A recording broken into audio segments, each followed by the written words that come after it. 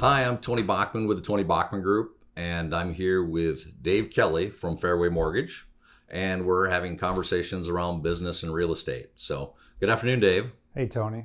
Glad to see you. Yeah, good to see you too. Obviously, we talk on the phone a number of times a week, so it's just refreshing to be able to come see your smiling face. But, Absolutely. And it has been a while. Yeah. I actually shook somebody's hand last week. Yes. Isn't that refreshing, right? Kind of forgot how to do that. No. Well, I think people are getting to, where they're a little more comfortable with doing that, where they're shaking hands and having a little closer contact. Obviously, coronavirus is real, and it's something that we're all trying to be very cognizant of and make sure that we're safe for not only others, but ourselves. Yeah. But so that's why we've set up, we put a tape measure down. We're 6 feet apart, so we're in a good place right now. There you go. So we were here basically about 6 months ago or 7 months ago, sitting down just when coronavirus hit. Everybody was kind of like, we don't know what's going to happen. We're kind of in this gray area. And everybody was was not, going to the office or on a real skeleton staff. Right. So, and then since then, we've seen this huge drop in, consumer confidence and that sort of thing. But now that story's changed a little bit. And this is why I'm back to talk a little bit more with Mr. Dave Kelly here in reference to mortgages and refis, is because we're not talking about, we've exceeded our previous record, haven't we, Dave? Absolutely. Yeah, it's been a record year for me personally. Yeah. And for our company as well. It's been a very interesting year. I can't believe it's already October because it's just flown by. Everything happened where things kind of came to a standstill. And anytime that happens, tends to be a good thing for mortgage interest rates. Anytime there's uncertainty in the marketplace, that drives rates down. The Federal Reserve got involved with it, brought rates down, and since that time, just phenomenally busy. Yeah, hard to keep up. You say bring rates down, because I think that there's a number of people we've been hearing, the headlines have all been record low interest rates. Mm-hmm. The housing market is amazing, what's happening out there, or it's hard for buyers to find homes. When you say record low interest rates, what have you seen? If I realize, what's the bottom have you seen? What's the lowest interest rate you've seen for a 30-year? Most people are doing a 30-year mortgage. True. It's hard to quote a rate as far as where things go. Yeah. But as an average, I think if you looked up like the Freddie Mac, they post their average rates every week. Yeah. And they post those online. If you go according to that, I think the lowest that we've seen on that was 2.6. Again, each market is individual and unique. So some markets are higher, some markets are lower, but as an average, that's probably what a nationwide average would be. Right. And I did have a couple clients that said that they took advantage of that. It was like 2.3 or 2.25-ish. Right. You always have the ability to move things down. And you're like, for a 30-year, most people like our age, we know what interest rates were when they were 8 and 9 and 12%. Exactly. And then, but lately when you talk about the last, 15 years, they've been close to that 5, 6, and then most of them we've been living in the 4%, category. I think a statistic that I've told a lot of people is that over the last 30 years, the average interest rate, if you took those last 30 years, has been closer to 6%. Yeah. So, to be better than half of that is truly phenomenal and an opportunity in a lifetime. It's a gift. Yeah. And people should take advantage of it. And they have, obviously, because they've been buying homes, refinancing, buying second homes. Definitely a good time to look at moving. Yeah. So with that, obviously I know that when I call you or talk to you, you're still working and it's like 9 o'clock at night, working with people. So, but it's not just the purchase of homes. The refinance aspect of it has been probably a real large portion of your business. Yeah, we're still running at about 60% purchase. We've never gone away. Our model is purchase business, helping people buy homes. Okay. We prefer to do that first, and we always prioritize that. But obviously, you then work with clients, and then they come back to you and say, hey, what's a good rate to do this? So, right, it has been very busy. Right. Still a lot of people to reach out to and to try to help them, too, to get the lower rate. But, yeah, I would say a good majority of our business, purchases have been up this year substantially, but then you add on top of it the refinance part, too. Right. So, yeah, it's been a very long year, not a lot of time off.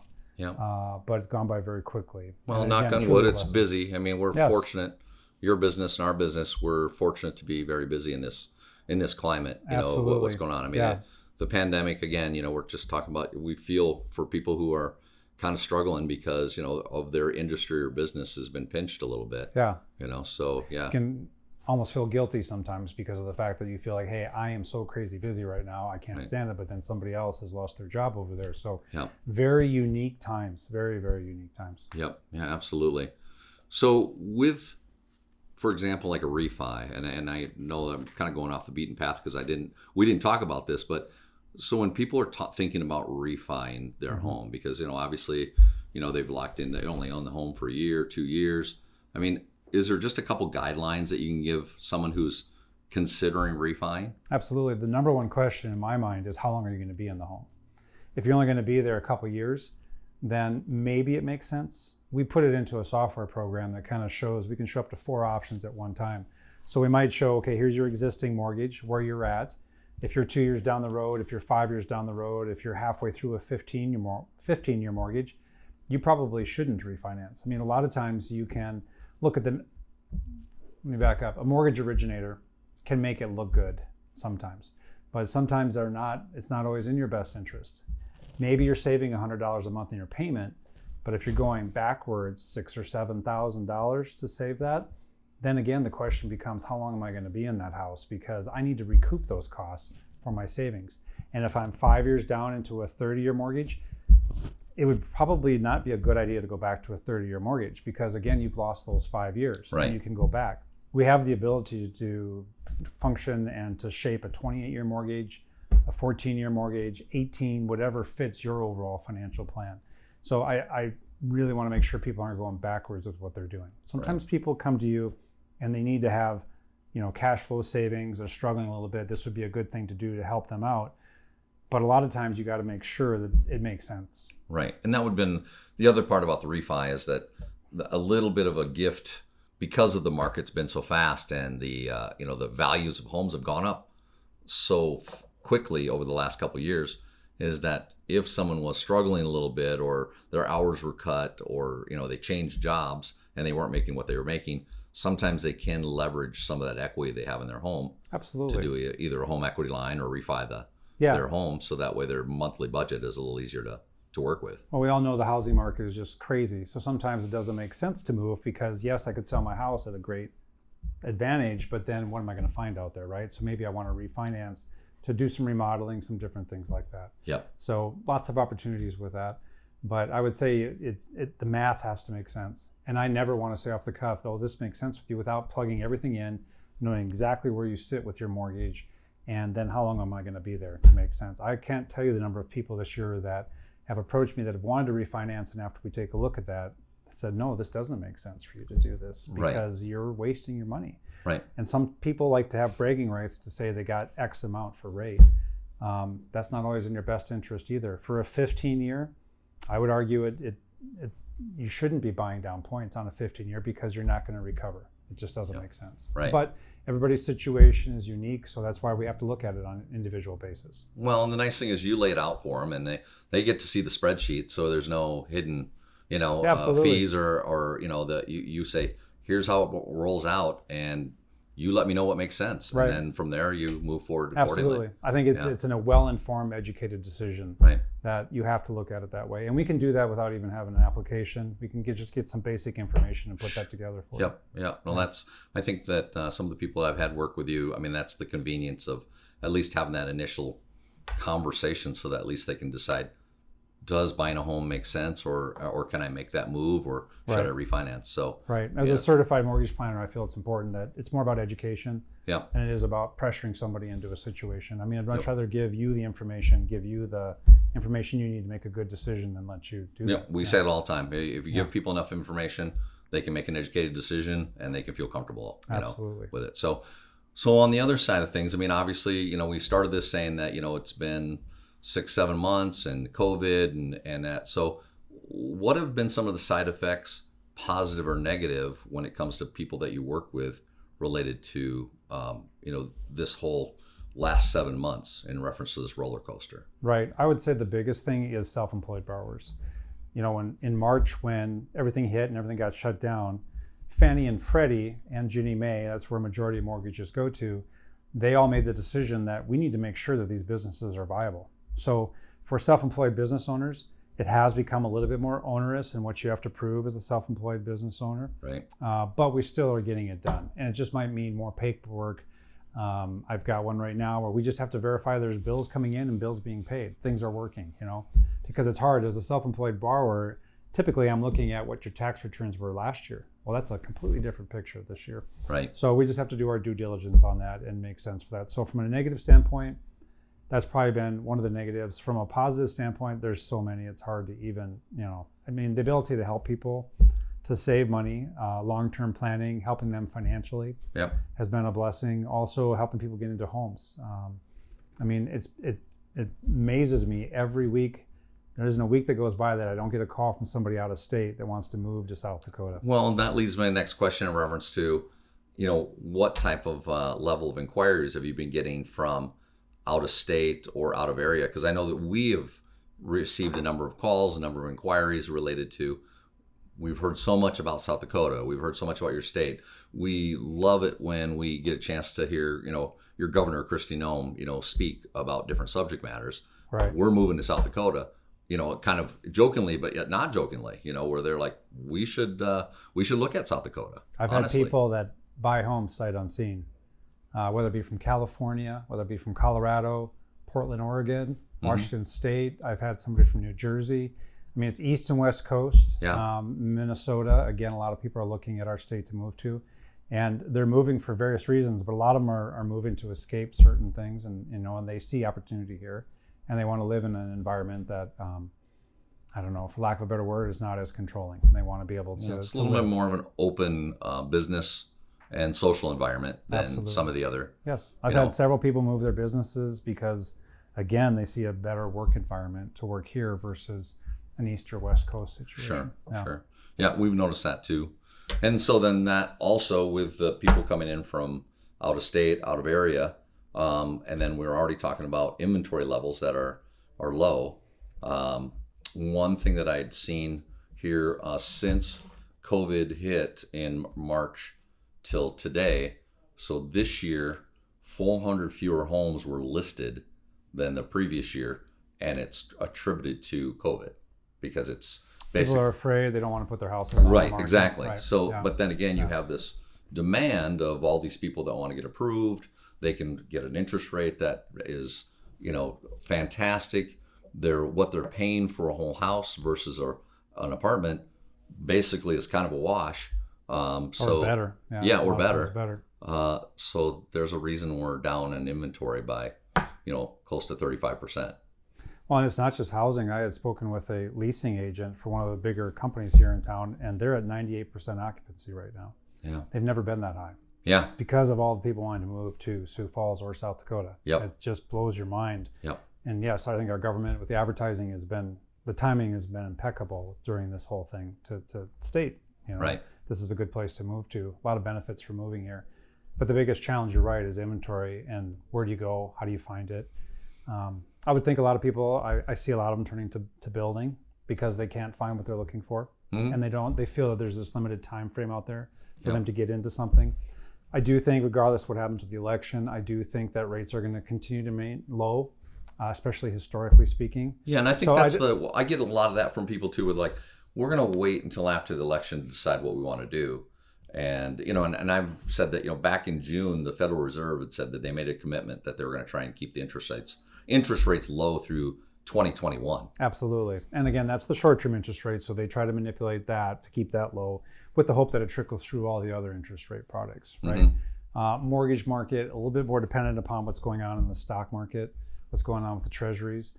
So, the one thing I would say is they kind of tend to work inversely of each other. As the stock market heads up, there's pressure on mortgage interest rates to get lower. Right. Because again, that fear of inflation, which is a long-term mortgage's worst enemy. But no matter what the Fed seems to do, I think they struggle with trying to raise the inflation. So I think we're in a really good spot. And my message out to people is, I don't think you have to rush to do something right now because I do think long-term housing is still going to be phenomenal. Right. Sioux Falls is a great community to live in, very diverse. Yep. Thriving almost. I mean, from a historical perspective, looking at everything, we have so much opportunity here, and there's time. I mean, you don't have to panic. Yeah. We'd love to help you get into something, but even if they go into a long-term construction project, we can lock interest rates up to a year. So typically 6 months is a good window to do that with, but up to an entire year. So if you have that interest rate fear of things going up, which eventually they will, there's no way that they won't. Right. However, again, a good opportunity if you can't find the home you want, work through one of the builders that you work with and lock in a long-term interest rate, and you should be good. Right. Yeah. No, I think you're right. I think that part where, and we tell that to our clients too, where we just said, interest rates are expected to stay somewhere within this realm within a few percentage points, so don't feel like you have to act now. Sometimes it's just a matter of, let's just kind of get a feel for the market. Let's see if you're trying to make a move up or a lateral move or move down or whatever. Let's see if we can find you. Because of the lower inventory, that just means we have to be a little bit more, preemptive with working with our people that want to buy. Right, and I think that long-term lock, I mean, I don't have all of the little disclosures on it, but I mean, obviously it's a great product. You can lock in for 6 months. Yep. Your rate is a little bit higher than what the rate is today, a quarter point higher than what it is today. You have an opportunity to float down once in the last 30 days before closing.